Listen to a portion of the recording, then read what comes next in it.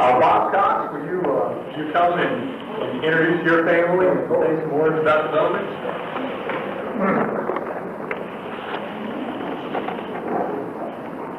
My name is Bob Cox. Just how you hear me. I'm pleased to be here to represent the Bowman family of East Tennessee. I would like to have my crowd, I think there are 9 of us here today, stand up if you would. Most of them in the back.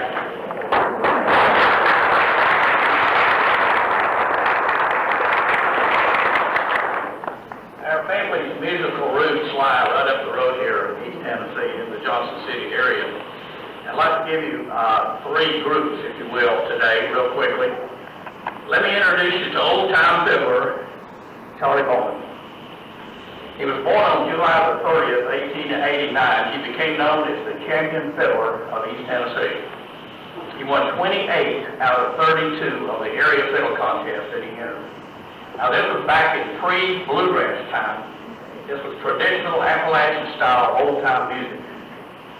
Charlie and 3 of his brothers, he actually had more, but 3 of his brothers, Albert, that's their dad, back in the back, Walter and Argyle, began performing at local theaters, schoolhouses, square dances, ice cream suppers, and political rallies up in the East Tennessee area. Charlie had a lifetime friendship with the Honorable Tennessee Congressman B. Carroll Reese. When Mr. Reese spoke in public outings, he often called on Charlie and his brothers to come and perform for him. And during that time, Charlie honored Mr. Reese with a song called Reese Rag. It's never been recorded to my knowledge. I can't find it if it has. Charlie's career really got started during the now famous 1925 Fiddlers Convention in Mountain City, Tennessee. There he met and later joined up with a group of musicians known as the Hillbillies. You'll raise the slide up a little bit, Michelle. Charlie's there, the third from the left there with Phil. The group also was known as Al Hopkins and the Buckle Busters, depending on which label. This group was discovered 6 months prior to Charlie joining them by music pioneer Ralph Peer. And this was 2 years from the famous Bristol sessions everybody's familiar with. Charlie joined this group 6 months later, and they moved to Washington, D.C., where he got a contract with radio station WRC. This had national audience exposure, and the response to this type of East Tennessee music was tremendous. And the Hillbillies began touring heavily. Soon the band was making appearances all over that part of the country, and each person in the group was making about $30 a night back in the days when $8 a week was a good salary. This led them to New York City and recording contracts with jointly owned Brunswick and Vocalion Records. Between 1925 and 1928, the Hillbillies recorded about 70 recordings for these 2 labels. Charlie's brother Albert participated in several of these recordings. The Hillbillies got to get the big time. They were invited to perform for the President of the United States. I'd like to guess who that was. Calvin Coolidge. Charlie is credited for writing the classic fiddle instrumental East Tennessee Blues and for putting together the words of 9-Pound Hammer and his companion song, Roll On Buddy. Charlie could imitate a train whistle on a song about a famous old CC&O railroad engineer up in Irving, Tennessee, who went by the name Paulus Bill. His real name was J. Fred Leonard. I know you may know him. Charlie could imitate some dogs on a song involving a fox chase over on Buffalo Mountain, led by Tennessee's legendary governor, Al Taylor, who's fell, by the way. So Charlie could imitate a mule sitting on a railroad track and getting bumped by an oncoming train. Association of the Hillbillies so ended in 1928, and he came back home to East Tennessee.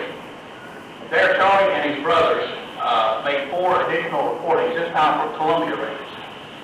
And Charlie's 2 teenage daughters, Jenny and Pauline, also made 2 records for Columbia. So now let me introduce you to the Bowman sisters. Jenny's on the left, Pauline's on the right. Jenny wanted to look sexy, Pauline wanted to look country. The Bowman sisters are believed to be the first sister act to make a country record. Within a year, the Bowman sisters would record 2 additional recordings for Columbia Records. In January of 1931, Charlie and his two daughters, the Bowman sisters, went back out on the road. This time with this group at the bottom here, they were known as H.M. Barnes, over here in Gray Station. Met up with them. They call themselves the Blue Ridge Ramblers. And down at the very bottom there, there's Kenny, and they're calling in for, they look both of the country there. They went to New York City where they joined up with Lowe's Metropolitan Theater Vaudeville Circuit. So they were actually in the waning days of vaudeville. And they toured all over the New England states, performing anywhere from 2 to 8 times a day between showings of the movies for the Lowe's Circuit. But after 2 years on the road, Charlie and his daughters left the Blue Ridge Ramblers, and Charlie then began, he went to Atlanta, and he started traveling all over the South, and eventually even worked his way toward the West, toward California.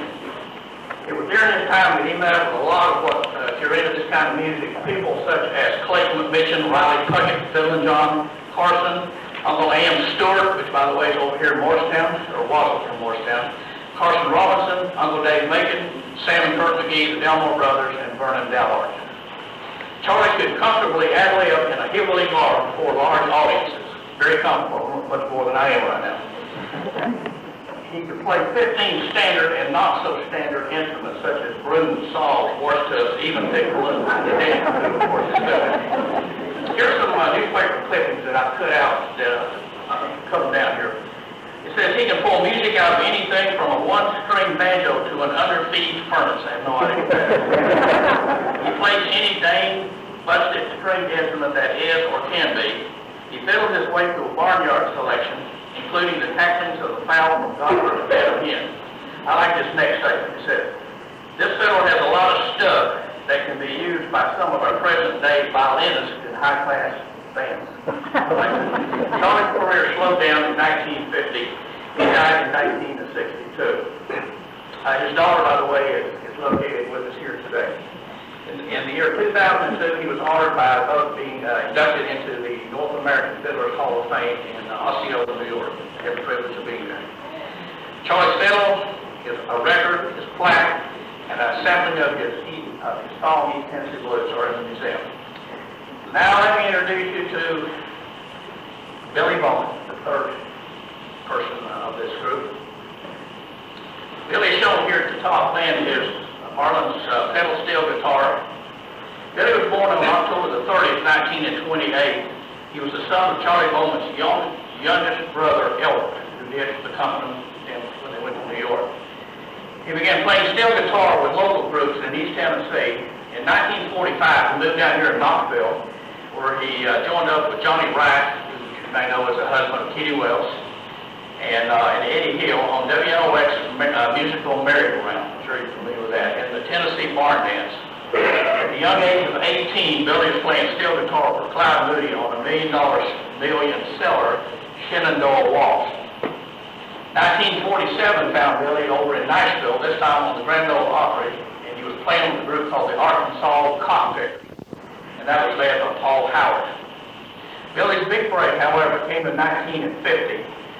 When he was invited to become steel guitar player for the legendary Boswell and the Texas Playboys. So here at the bottom, and Billy over here, young Billy over here on the steel. He wrote two classic guitar classics called Be Bowman Hawk and Midnight in Amarillo. And during this time, he recorded for Columbia, for King, MCA Delta, and Decca Records.